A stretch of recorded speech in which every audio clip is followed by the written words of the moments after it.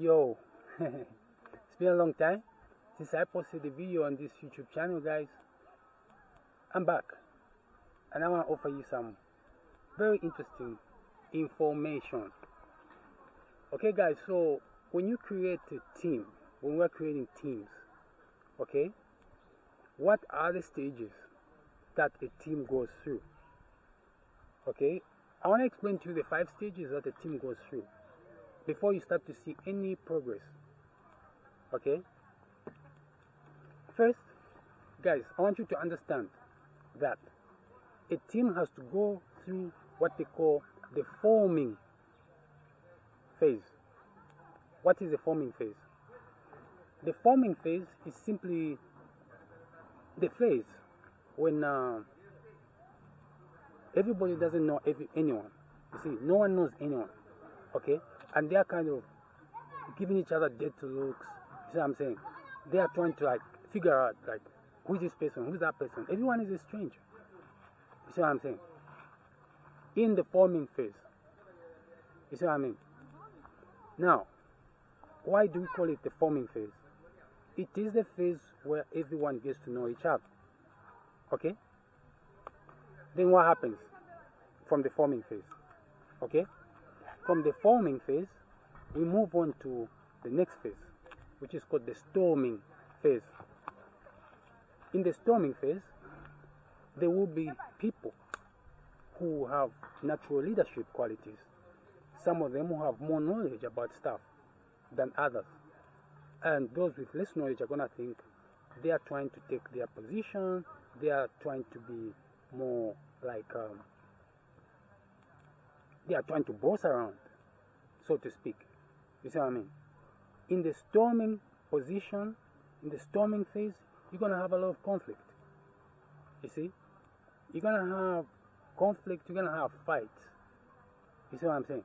Because in that phase, it storms. You get what I mean? Then you get to the third phase, which is the norming phase.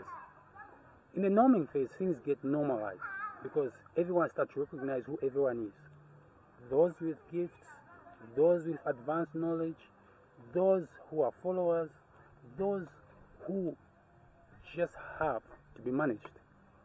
You see what I'm saying? Are identified. Okay? And they accept that that's the situation. You see what I'm saying? Now that's during the norming phase. In fact, in other ways, norming phase is normalization phase because you kind of normalizing everything. Okay? Then the 4th stage, performing. In the performing stage, that's where you're going to see progress. That's where you're going to see the team making achievements. You see what I'm saying? The team cannot make achievements if people cannot cooperate and work as one. You ain't going to see no achievements. You see what I'm saying? But you're going to see achievements in the performing phase because they've already gone through the storming phase where, you know, they fight, some of them even leave. You know what I'm saying? Yeah. And then the team starts to function and start to create productivity. You see what I'm saying? In the performing phase, you're going to see a lot of productivity, a lot of production before we go to the adjourning phase. You see what I mean? Now, why should there be an adjourning phase when the team is already performing? It is because it's possible that one member of the team may leave, 2 members of the team may leave, and you may have some new members in the team. Now, the moment you have new members in the team, it means you are back. Okay?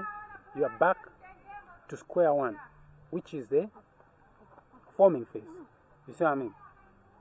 Can teams form more than once? Yes, if the members change.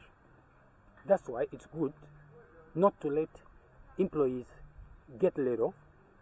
It's better to keep them because they've already gone through the forming, norming, and storming phases than getting someone new. Because if you get someone new, you're going to have to go through the same phases of forming, storming, and norming again.